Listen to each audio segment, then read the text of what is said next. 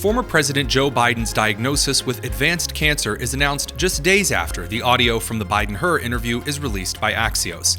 And an anti-natalist terrorist dies in his own car bombing of a fertility clinic in Palm Springs. I'm Tony Kinnett, host of the Daily Signal's Tony Kinnett Cast, syndicated nationally at 7 p.m. Eastern. It is Monday, May 19th, 2025. This is the Daily Signal's top news in 10. Late yesterday afternoon, a statement from the personal office of former President Joe Biden was released announcing, quote, "Last week, President Joe Biden was seen for a new finding of a prostate nodule after experiencing increasing urinary symptoms. On Friday, he was diagnosed with prostate cancer, characterized by a Gleason score of 9, grade group 5, with metastasis to the bone.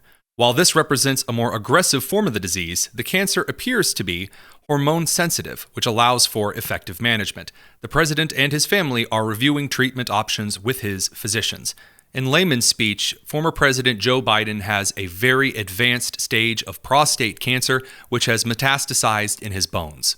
President Donald Trump released a statement soon after saying, quote, "Melania and I are saddened to hear about Joe Biden's recent medical diagnosis. We extend our warmest and best wishes to Jill and the family, and we wish Joe a fast and successful recovery." This is echoed by a lot of officials on both sides of the aisle wishing the former president of the United States a successful battle with this advanced stage of prostate cancer. The issue lies with the legitimacy of the announcement that Joe Biden had cancer and it was undetected until last week. According to award-winning physician Dr. Stephen Quay, quote, "Prostate cancer is the easiest cancer to diagnose when it first starts and to watch it progress to bone metastases. The PSA blood test shows the rate of cancer cell growth. For even the most aggressive form, it is a 5 to 7 year journey without treatment before it becomes metastatic, meaning it would be malpractice for this patient to show up and be first diagnosed with a metastatic disease in May 2025. It is highly unlikely he was carrying a diagnosis of prostate cancer throughout his White House tenure, and the American people were uninformed." Given the official recommendation for men over the age of 40 to receive regular blood work to check for things like prostate cancer, which no longer requires a prostate exam, it is highly unlikely that the President of the United States, one of the most medically observed individuals on the face of this earth, would have been able to develop a stage of cancer this severe without some kind of advanced warning, most likely years in advance. This raises a lot of serious questions about potential elder abuse and perhaps individuals operating against the best interests of the President of the United States when Joe Biden was in power by those who were likely operating the government when the president was not only mentally deteriorating, but physically deteriorating as well. While I typically try to abstain from commentary as much as possible doing the top news in 10, if it is true that the Democrats planned at the senior level to run with an obviously dying Joe Biden as long as possible because they were aware that Barack Obama's equity vice presidential pick couldn't win an election on her own. If it is true that Nancy Pelosi and former President Barack Obama propped up a dementia-ridden cancer patient in the Oval Office so they would not have to rely on the candidacy of Kamala Harris, this is one of the largest scandals in United States history, exacerbated tenfold by the blatant corruption and obfuscation actively participated in by almost every legacy media outlet and journalist. It would be, without question, the most despicable scandal in over a century, making things like Watergate look like a parking violation. Drawing additional questions is the timing of this announcement after the audio from the Joseph Biden and special counsel Robert Hur interview that took place in October of 2023, released to the public finally through an exclusive by Axios reporter Alex Thompson. Alex Thompson, the individual who co-wrote the book with Jake Tapper called Original Sin, in which members of the legacy media apparatus attempt to claim they were duped by the White House about former President Joe Biden's mental deterioration. The audio that has been released shows that President Biden's pauses, which were illustrated on the transcript released during the early stages of the 2024 presidential re-election campaign for then President Joe Biden, that the pauses taking place in the transcript represented only by an ellipses, 3 dots, were extremely long, drawn out, and confused pauses, showing the Biden legal team essentially facilitating the interview on behalf of the president.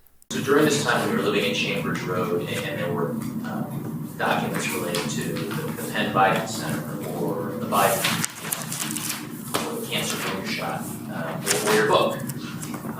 Where did you keep papers that related to those things that you were actively working on? Well, I don't know. This is what, 2017, 18, that area? Yes, sir.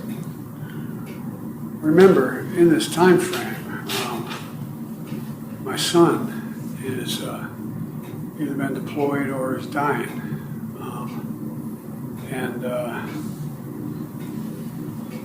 And so it was, and by the way, there were still a lot of people at the time when I got out of the Senate that were encouraging me to run in this period, except the president. That's not a mean thing to say. I mean, he just thought that she had a better shot. That has fundamentally altered the ability. I've had this discussion with the press. Mr. President, I'm sorry to interrupt you. No, I'm sorry. Anyway, that's what I wanted to do. I It had really, nothing to do with Afghanistan. Okay, that answered my question. And Mark, just really quickly, I promise it'll be brief. I just really would like to avoid, for the purpose of a clean record, getting into speculative areas. When the president responded and said, I don't recall intending to keep this memo, you then said, well, might you have thought it was important to keep and whatever? And he said, well, I guess I could have. His recollection, as I understand it, is he does not recall specifically intending to keep this memo after he left the vice presidency. And I want these questions to be as clearly answered and recorded on the transcript as possible. I think we should take a break at this point. Of course, then Vice President Kamala Harris and others claimed that the Robert Hur interview and transcript was malicious and was full of lies. And what I saw of that report last night, I believe is, as a former prosecutor, the comments that were made by that prosecutor, gratuitous, inaccurate, and inappropriate. October 7th, Israel experienced a horrific attack, and I will tell you, we got the calls, the president and myself, in the hours after that occurred. It was an intense moment for the Commander-in-Chief of the United States of America, and I was in almost every meeting with the president in the hours and days that followed. Countless hours with the Secretary of Defense, the Secretary of State, the heads of our intelligence community, and the president was in front of and on top of it all. And a terrorist died in his own car bombing of a fertility clinic in Palm Springs, California. In the early afternoon on Saturday, May 17th, a car bomb was detonated by a terrorist outside the American Reproductive Centers, a fertility clinic and IVF lab on Canyon Drive in Palm Springs, California. The FBI later identified 25-year-old Guy Edward Bartkus as the bomber who targeted the fertility clinic in Palm Springs. He was a member of the r/anti-natalism subreddit, an online group dedicated to decreasing the human population, finding bringing individuals into this world at all an act of extreme cruelty. This is according to reporting from our friend Andy No. Some influencer accounts, as well as the New York Times, originally framed the story suggesting that this might be an attack by a far-right individual, given Catholics' traditional opposition to in vitro fertilization. This, of course, is not true. A manifesto released by the terrorist announced in writings and recordings that he was against bringing people into the world against their will. We're not going to advertise the particular details of this manifesto here on Top News in 10. Dr. Meher Abdullah, who runs the clinic, told the Associated Press yesterday that the clinic's office was damaged, but the in vitro fertilization lab and the stored embryos inside were not. Meaning that, thankfully, the terrorist who set off the car bomb hoping to damage the facility and the lives of those inside only succeeded in hurting himself.